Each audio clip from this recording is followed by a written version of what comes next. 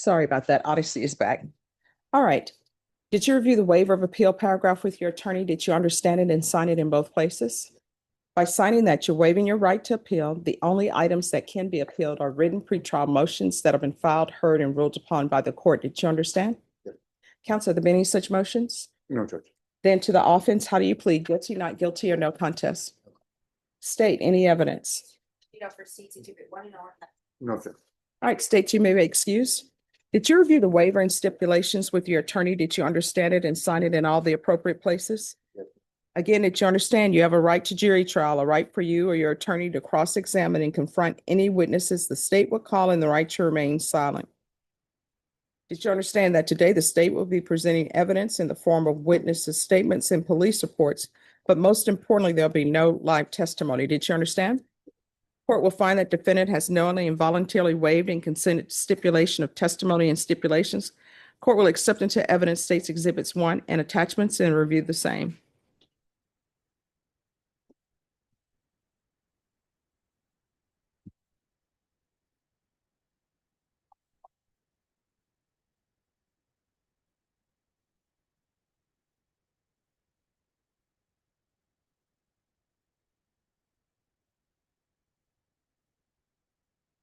After reviewing states exhibits 1 and attachments, the court will find there's sufficient evidence to find you guilty, and the court will find you guilty. Are you proceeding with sentencing? Yes, Judge, please. Anything you wish to say on behalf of your client?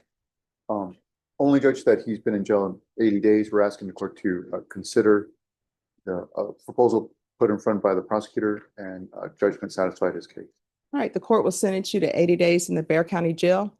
Under 1244, give you credit for any time served. There's an $800 fine. Time and money run concurrently, and the court will show that the judgment is satisfied. Did you review the document entitled Trial Court Certification of Defendant's Rights to Appeal with your attorney? Did you understand it and sign it? Yes.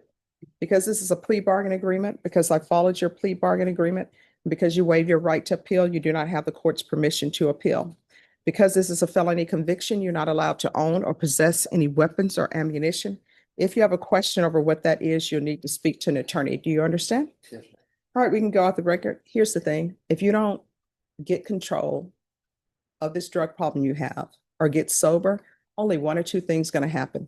Either you're going to end up at the Bexar County Jail or at somebody's prison, or either somebody's going to be called down to identify your body, because the last time you use may be the last time you use.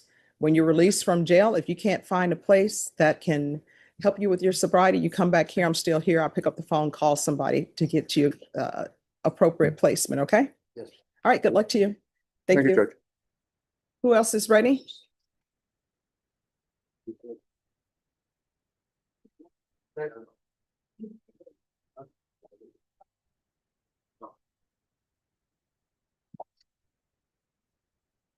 And Norma? Yes, ma'am. On Jonathan Pomerantz and Roland De La Garza. Yes. Recall that for Thursday of next week. Yes. Good.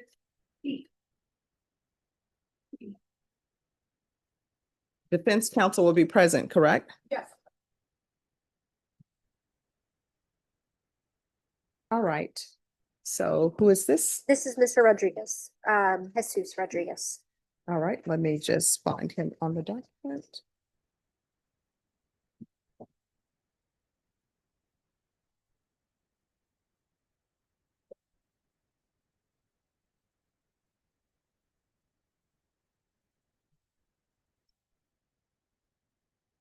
All right, we're going to go on the record.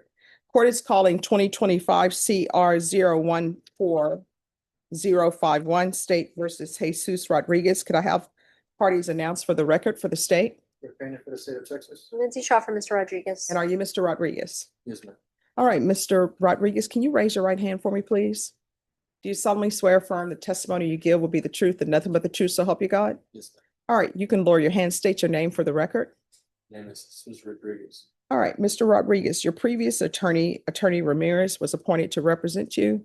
However, he had a vacation letter on file, and it was recalled for today because he was supposed to be back today. However, because of the weather, he's unable to make it back. So I had managed to sign counsel speak with you, and it's my understanding through managed to sign counsel is that you're asking for another attorney be appointed. Is that correct? Yes, ma'am. And the attorney being appointed is next to you. Do you have any objections to this attorney being appointed to represent you? No. All right, so this will be your new attorney. All right, and that will be Attorney Shaw. And discovery, you want to reset for that? Yes, ma'am, I would like to reset. There's another case floating around out there, so the state is going to get me all the discovery for that case and upload it into the indicted case. All right, is a 30-day reset enough? That should be good, Judge. All right, Ms. Ferguson, I need a 30-day reset for discovery. That works for me, Your Honor. March 5th? Yes, sir. Okay. All righty, thank you. Thank you, Judge. Thank you. All right, Ms. Rodriguez, I'll see you on Tuesday. Is that it? Let me see. We can hope, right? All right, is that the last case? Sure. All right. All right, I will see you guys later. The courtroom is quiet as the judge confirms the waiver of appeal, repeating each right until there is no doubt left. The defendant nods, signs, and answers yes again and again, unaware that the moment is already sealed. There will be no jury, no live witnesses, no dramatic cross-examination.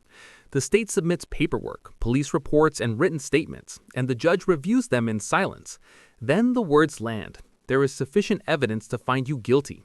In seconds, the case is over. Sentencing moves just as fast. Defense counsel asked the court to consider time already served. The prosecutor's proposal is accepted. The judge sentences the defendant to 80 days in the county jail, credits the time served, imposes an $800 fine, and declares the judgment satisfied. What feels like relief hangs briefly in the air until the judge pivots from procedure to warning. Because this is a felony conviction, the defendant is told he can never possess weapons or ammunition. You do not have permission to appeal, the judge states plainly. Then the courtroom shifts. Off the record, the judge speaks directly to the man in front of him, no longer as a case number, but as a human being sliding toward a cliff. If you don't get control of this drug problem, the judge warns, one of two things will happen: jail again, prison, or someone identifying a body. The message is blunt, frightening, and deeply personal. The judge even offers help, promising that if the defendant cannot find sobriety support after release, he can come back and the court will help make a call.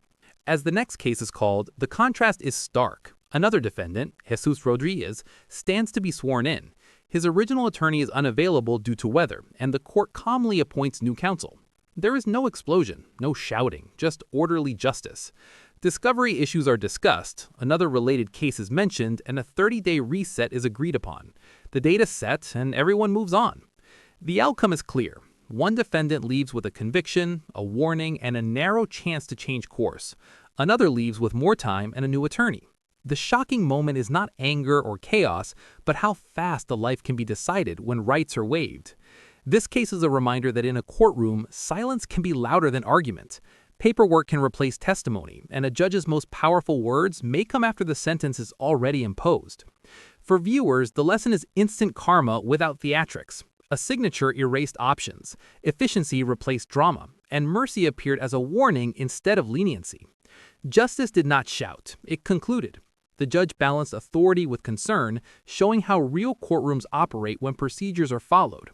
In the end, the most satisfying twist is understanding that choices made quietly can echo loudly long after the gavel moves on to the next name, and consequences remain permanent for defendants watching today everywhere.